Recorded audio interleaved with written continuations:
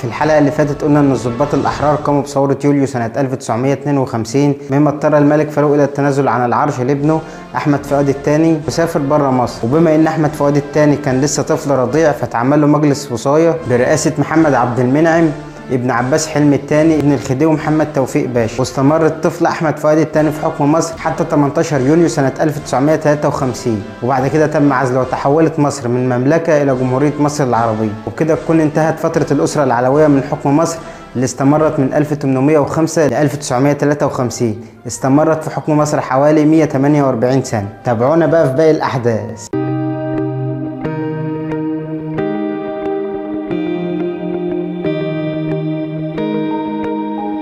السلام عليكم ورحمة الله وبركاته. هنكمل رحلة تاريخ مصر وفترة جديدة مرت بها مصر، هي فترة جمهورية مصر العربية.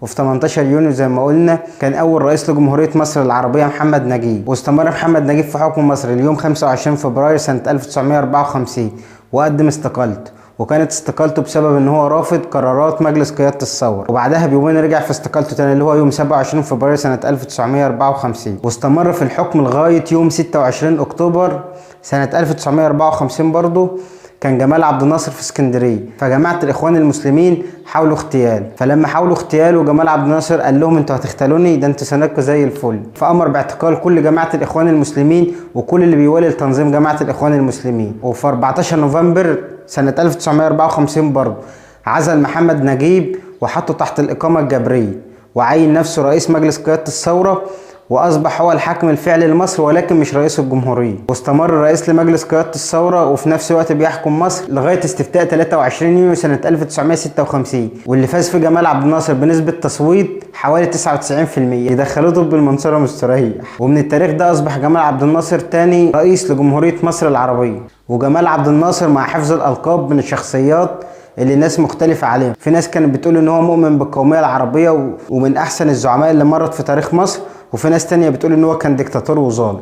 فاحنا هنعرض لكم دلوقتي بعض من مزاياه، وانا بقول بعض لان جمال عبد الناصر مش محتاج حلقة واحدة، محتاج سلسلة حلقات نتكلم فيها عنه. وهذكر لكم برضو بعض عيوبه اللي بسببها تكون الرأي التاني ان هم بيقولوا عليه ديكتاتور وانه كان ظالم. وبناء على الرأيين دول حضرتك انت اللي هتكون وجهة نظرك من خلاله. وهنبتدي بمزاياه. وفي ظل ما هو كان ماسك مجلس قيادة الثورة، يوم 19 اكتوبر سنة 1954 جلاء الجيش البريطاني عن مصر واصبحت مصر مستقل. واول قرار ليه لما بقى رئيس جمهورية أمر بتأميم شركة قناة السويس. وكانت الضربة التي وجهها الرئيس الراحل جمال عبد الناصر للاستعمار وموقفه من تمويل السد العالي بإعلان تأميم قناة السويس. باسم الأمة رئيس الجمهورية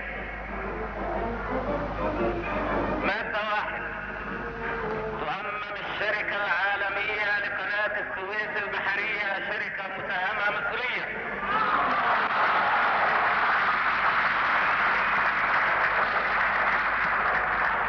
وينتقل إلى الدولة جميع ما لها من أموال وحقوق وما عليها من التزامات.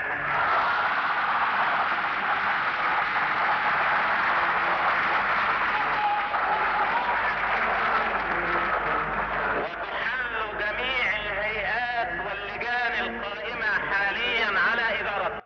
والقرار ده كان له اثر كبير في شعبيه جمال عبد الناصر، سواء في الشعبيه المحليه في مصر او في شعبيته في العالم العربي. وبرضه القرار ده جاب نتيجه عكسيه من خلال العدوان الثلاثي على مصر اللي هو التحالف بين اسرائيل وبين فرنسا وبين انجلترا، جم احتلوا بورسعيد. ولكن مع ضغط الاتحاد السوفيتي والولايات المتحده الامريكيه فانسحب 3 جيوش من السويس. وكمان في عهده اصبح للمراه دور في التصويت الانتخابي او في تصويت الاستفتاءات. وفي الاصلاحات الزراعيه زادت مساحه الارض الزراعيه للتلت، ويقال ان القرار ده المصريين ما عرفوش ياخدوه من حوالي 1000 سنه. وفي المجال الاقتصادي نما الاقتصاد المصري بحوالي 9% سنويا، وارتفعت حصه التصنيع من الناتج المحلي الاجمالي من 14% ما قبل عبد الناصر الى 35% ما بعد عبد الناصر. غير ان الصناعه زادت في عهده جدا من مصانع الحديد والصلب ومصانع السكر. وفي فيديو دلوقتي هسيبه لكم تتفرجوا عليه مع صناعات جمال عبد الناصر.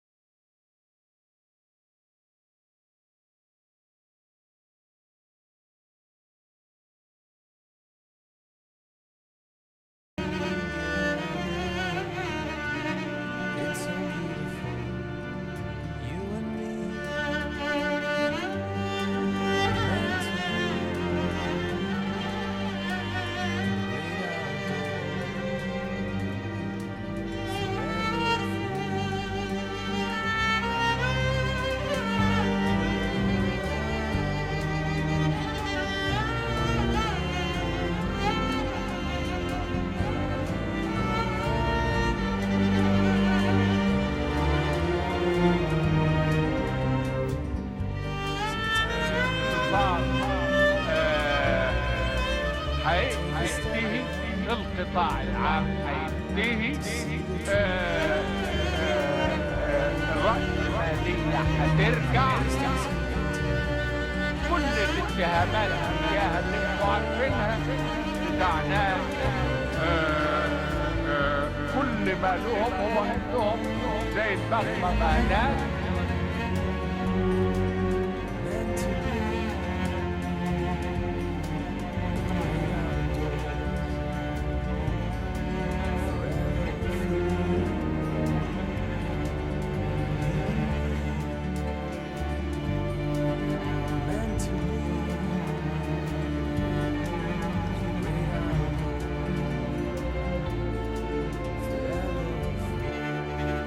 وفي عهده أنشئ السد العالي اللي حمى مصر من الفيضان ووفر لمصر كميات مياه كبيرة ومد مصر كمان بالطاقة الكهربائية. وبرنامج الإصلاح الزراعي وإنشاء القطاع العام نقل حوالي 75% من الناتج المحلي الإجمالي من الطبقة الأرستقراطية للدولة وعامة الشعب. وبالنسبة لمجال التعليم حصل نمو هائل في التعليم الجامعي، وزاد عدد خريجين الجامعات من المهندسين والدكاترة وخلافه، وزاد التعليم الابتدائي للضعف في عهده برضه. ما قبل عبد الناصر كان التعليم مقتصر على الطبقة الأرستقراطية بسبب ان مصاريف التعليم كانت غالية، فما كانش بيقدر عليها الا الطبقات الأرستقراطية. اما في عهد جمال عبد الناصر فالتعليم بقى لكل الشعب، بقى ابن الفقير زي ابن الغني، الاتنين بقوا يخشوا مدارس واحدة والاتنين بقوا يقعدوا جنب بعض، وزاد نسبة المتقدمين للمدارس للضعف. وفي عهده قلت الأمية بنسبة كبيرة جدا. أما في المجال الدولي انتخب رئيس لحركة عدم الانحياز اللي كانت واقفة في المنتصف ما بين الولايات المتحدة الأمريكية والاتحاد السوفيتي في الحرب الباردة، يعني لا كانوا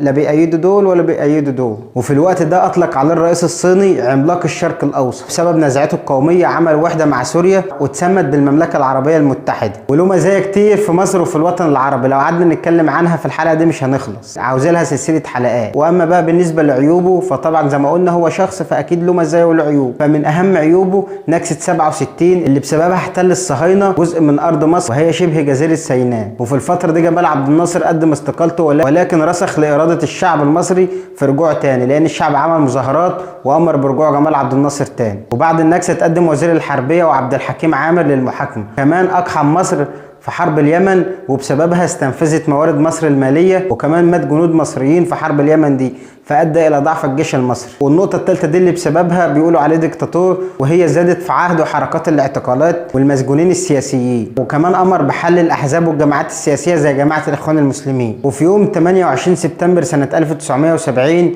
يموت جمال عبد الناصر بسبب أزمة قلبية، ويشيع جنازته حوالي 5 مليون مواطن. ويقال إن كان في جنازة لجمال عبد الناصر في كل محافظات جمهورية مصر العربية.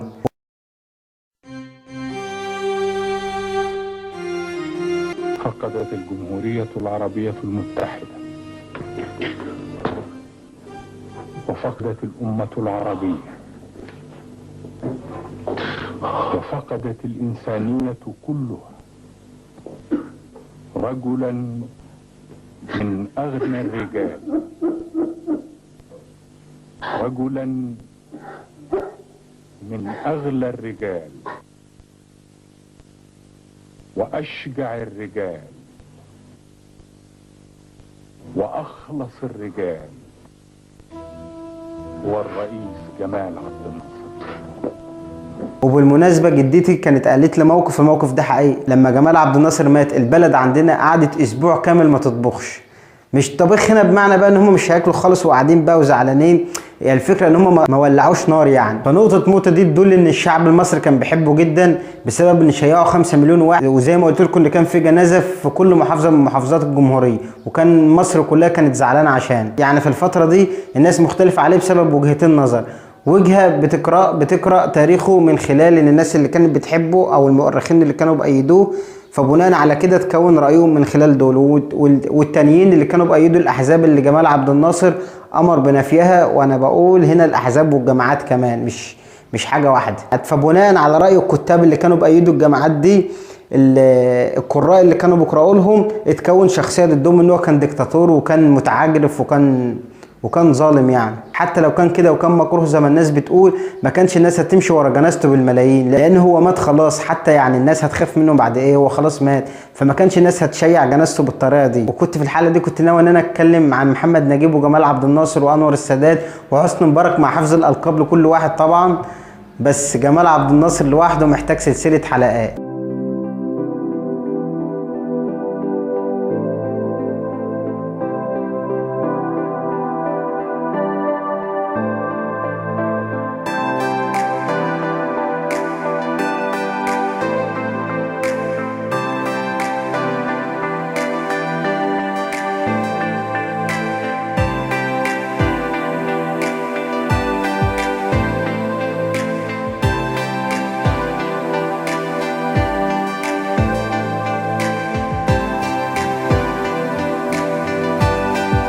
وبكده نكون هنا حلقتنا النهارده، ولنا رأيك في جمال عبد الناصر. انت فعلا بتأيده وبتحبه ولا ليك رأي مخالف؟ وما تنساش تدعمنا بلايك، ولو انت مش مشترك على القناة تشترك وشارك الحلقة مع الناس اللي بتحبهم. انزلي بقى.